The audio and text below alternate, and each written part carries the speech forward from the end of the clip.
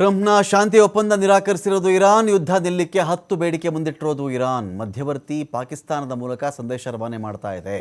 ಪಾಕಿಸ್ತಾನ ಎಕ್ಸಾಕ್ಟಾಗಿ ಇಲ್ಲಿ ಮಧ್ಯವರ್ತಿಯಾಗಿದೆಯೋ ಇಲ್ಲೋ ಗೊತ್ತಿಲ್ಲ. ಒಂದು ವೇದಿಕೆಯನ್ನು ರೆಡಿ ಮಾಡೋಕ್ಕಾಗದೇ ಇದ್ದರೂ ಸ್ಥಳ ಹೇಳಬಹುದು, ಆದರೆ ಯಾರಿಗೂ ನಿರ್ದೇಶನ ಮಾಡೋ ಸ್ಥಿತಿಲಿ ಪಾಕಿಸ್ತಾನ ಇಲ್ಲ. ಇರಾನ್ಗೆ ಡೈರೆಕ್ಟ್ ಮಾಡೋಕ್ಕಾಗಲ್ಲ, ಈ ಕಡೆ ಅಮೇರಿಕಕ್ಕೂ ಡೈರೆಕ್ಟ್ ಮಾಡೋಕ್ಕಾಗಲ್ಲ, ಅಥವಾ ಇಸ್ರೇಲ್ಗೂ ಅದೇನು ಹೇಳೋಕ್ಕೆ ಉಳಿದಿಲ್ಲ ಅದು. ಸೊ ಏನಾಗಬಹುದು, ಒಂದು 300 ಕಿಲೋಮೀಟ್ರ್ವರೆಗೂ ಇದೇ ಪಾಕಿಸ್ತಾನ ಗಡಿಯಲ್ಲಿ ಇರಾನ್ನ ಗಡಿ ಇಟ್ಕೊಂಡಿದೆ ಅದು. ಹಾಗಾಗಿ ಅಮೇರಿಕ ಯಾಕೆ ಪಾಕಿಸ್ತಾನವನ್ನು ಟಚ್ ಮಾಡಿರಬಹುದು ಅಂತ ಹೇಳಿದ್ರೆ, ಆ ಒಂದು ಪ್ಲೇಸಿಂದನೂ ನಾಳೆ ದಿನ ಇರಾನ್ ಏನಾದರೂ ಮಾತು ಕೇಳದೇ ಇದ್ದರೆ ಪಾಕಿಸ್ತಾನ ನೆಲ ಬಳಸ್ಕೊಂಡು ಕೂಡ ಇರಾನ್ ಮೇಲೆ ದಾಳಿ ಮಾಡೋಣವಾ ಪ್ಲಾನ್ ಇದ್ದಿರಬಹುದು.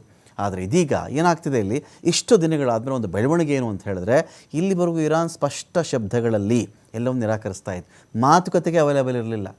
ಇರಾನಿಂದ ನಾವು ಯಾರೂ ಮಾತೇ ಆಡಿಲ್ಲ ಅಂಥೇಳಿ ಇರಾನ್ ಹೇಳ್ತಾ ಇತ್ತಲ್ಲ, ಆದರೆ ಈಗ ಸ್ವಲ್ಪ ಸನ್ನಿವೇಶ ಬದಲಾಗಿದೆ. ಇರಾನ್ ಕೂಡ ಒಂದಷ್ಟು ಪಾಯಿಂಟ್ಸನ್ನು ಅಮೆರಿಕಕ್ಕೆ ರೀಚ್ ಮಾಡ್ತಾ ಇದೆ. ಒಪ್ಪಿಕೊಳ್ಳುವುದು ಬಿಡುವುದು ಬೇರೆ ವಿಚಾರ.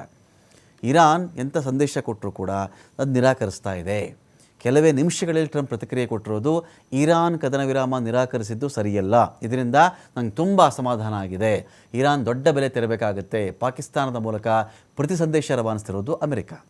ಶಾಶ್ವತವಾಗಿ ಯುದ್ಧ ನಿಲ್ಲಿಸಲು ಬಯಸುತ್ತಿದೆ ಇರಾನ್. ನಮಗೆ ಲೈಫ್ ಲಾಂಗ್, ಜೀವನ ಪರ್ಯಂತ ಇರಾನ್ನ ಭವಿಷ್ಯದಲ್ಲಿ ಯುದ್ಧವೇ ಆಗಬಾರ್ದು ಅಂತ ಇರಾನ್ಗೆ. ಈ ತಾತ್ಕಾಲಿಕ ಕದನ ವಿರಾಮ ಇದೆಯಲ್ಲ, ಇದಕ್ಕೆಲ್ಲ ನಾವು ಒಪ್ಪಲ್ಲ. ಈ ಕ್ಷಣದಲ್ಲಿ ಅಮೆರಿಕ ಪಾಕಿಸ್ತಾನದ ಮಧ್ಯೆ ಸಂದೇಶ ವಿನಿಮಯ ಒಂದು ಕಡೆ ನಡೀತಾ ಇದೆ.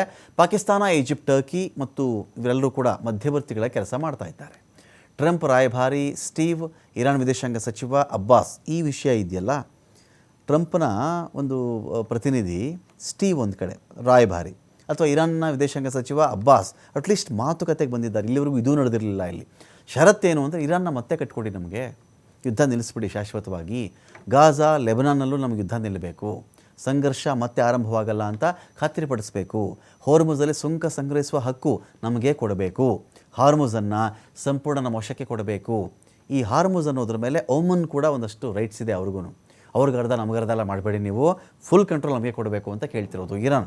ಎಲ್ಲ ಆರ್ಥಿಕ ದಿಗ್ಬಂಧನ 40 ವರ್ಷಗಳಲ್ಲಿ ಆಟ ಆಡಿದ್ರಲ್ಲ ನೀವು, ನಮ್ಮ ಯಾವ ದಿಗ್ಬಂಧನೂ ಹಾಕಬಾರ್ದು, ನಮಗೆ ಯುದ್ಧದ ನಷ್ಟ ಎಷ್ಟಾಯಿತೋ ಕಟ್ಕೊಡ್ಬೇಕು, ಇರಾನ್ ಮರುನಿರ್ಮಾಣಕ್ಕೆ ದುಡ್ಡು ನಿಮ್ಮಿಂದನೇ ಬರಬೇಕು, ನಮಗೆ ಯುರೇನಿಯಂ ಉತ್ಕೃಷ್ಟಗೊಳಿಸುವಂಥ ಹಕ್ಕು ನಮಗೆ ಕೊಟ್ಟುಬಿಡಬೇಕು. ಯಾವ ಯುರೇನಿಯಂ ನೀವು ಹೊಂದಬಾರ್ದು ಅಂತ ಅಮೆರಿಕ ದಾಳಿ ಮಾಡಿದೆಯೋ ಅದನ್ನು ಎನ್ರಿಚ್ ಮಾಡುವಂತಹ ಅಣುಬಾಂಬ್ಗೆ ಸಜ್ಜುಗೊಳಿಸಬೇಕಲ್ಲ ನಾವು ಯುರೇನಿಯಮನ್ನು, ಅದಕ್ಕೂ ಅವಕಾಶ ಮಾಡಿಕೊಡ್ಬೇಕು ಅಂತೇಳಿ ಇರಾನ್ ಷರತ್ತುಗಳನ್ನು ಮುಂದಿಟ್ಟಿದೆ.